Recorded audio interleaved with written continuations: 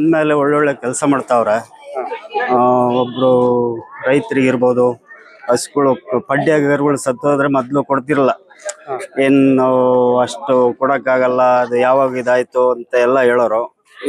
ಸತೀಶ್ ಅವ್ರು ಬಂದ್ಮೇಲೆ ಒಂದು ಕರೆದು ರೈತರನ್ನ ಏನಾಗಿತ್ತು ಅಂತ ಮಾತಾಡಿ ಆ ಡಾಕ್ಟ್ರುಗಳ್ನ ಕಳಿಸಿ ಇಮಿಡಿಯೇಟ್ಲಿ ಅದಕ್ಕೆ ಏನು ಪರಿಹಾರ ಕೊಡ್ಬೇಕು ಅದು ಕೊಡಿಸ್ತಾವ್ರೆ.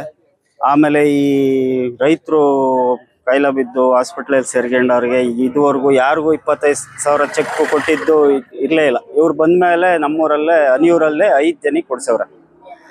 ಇನ್ನು ಇರೋವೆಲ್ಲ ಕೊಡ್ರಿ ಅಂತ ಹೇಳವ್ರೆ. ಒಳ್ಳೊಳ್ಳೆ ಕೆಲಸ ಮಾಡ್ತಾವ್ರೆ. ಅದರಿಂದ ಅವ್ರಿಗೆ ತುಂಬಾ ಧನ್ಯವಾದಗಳು.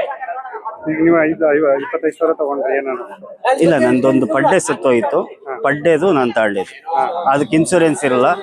ಆ ಪಡ್ಡೆ ಇನ್ಶೂರೆನ್ಸ್ ಇಲ್ದವಕ್ಕ ಸತೀಶ್ ಅವರು ಇದ್ರ ಕಡೆಯಿಂದ 10,000 ಕೊಡ್ತಾರೆ, ಡೈರೆಕ್ಟ್ರ್ ಕಡೆಯಿಂದ. ಅದು ರೈತರಿಗೆ ಉಪಯೋಗ ಆಗಲಿ ಅಂತ 10,000 ಕೊಡ್ತಾರೆ. ಆ 10,000 ನಾನು ತಗೊಂಡಿದ್ದೆ. ಹಾಲು ಸುಮಾರು ನಾನು ಹುಟ್ಟಕ್ ಮುಂಚೆಯಿಂದಾನು ಆಗ್ತಾ ಇದಾರೆ ಮನೆಯಲ್ಲಿ. ನಮ್ಮ ಅಜ್ಜಿ, ನಮ್ಮ ತಾತ, ನಾವು ಹಾಲು ಹಾಕೊಂಡೇ ಈ ತರ ಜೀವನ ನಡ್ಸ್ಕೊಂಡ್ ಬಂದಿರೋದು. ಇದು 25,000 ಅಂದ್ರೆ ನಮ್ಮ ಅಣ್ಣಂಗೆ ಒಂದು 4-5 ತಿಂಗಳಿಂದ ಹುಷಾರಿರ್ಲಿಲ್ಲ. ಅಡ್ಮಿಟ್ ಮಾಡಿದ 1-1.5 ಲಕ್ಷ ಬಿಲ್ ಆಯಿತು. ಅದರಿಂದ ಇವರು ಸತೀಶ್ ಅಣ್ಣವರು ನಮ್ಮ ಡೈರಿಯಲ್ಲಿ ಹೇಳಿದ್ರು 25,000 ಕೊಡ್ತಾರೆ ಸಹಾಯಧನವಾಗಿ, ನೀವು ಇಷ್ಟೆಲ್ಲ ಖರ್ಚು ಮಾಡಿದಿರಲ್ಲ ನಮ್ಮ ಡೈರಿಗೆ ಹಾಲು ಹಾಕ್ತೀನಿ ಅಂತ. ಅದಕ್ಕೆ 25,000 ಇವತ್ತು ಸತೀಶ್ ಅಣ್ಣವ್ರು ಕೊಟ್ಟಿದ್ದಾರೆ. ಅದಕ್ಕೆ ಅವ್ರು ಹೃತ್ಪೂರ್ವಕ ಧನ್ಯವಾದ ಹೇಳ್ತೀವಿ. ಈ ತರ ಒಳ್ಳೊಳ್ಳೆ ಕೆಲಸ ಮಾಡ್ತಿದ್ದಾರೆ. ಹಾಗೂ ಇನ್ನ ಇಷ್ಟು ಹೇಳೋಕ್ಕೆ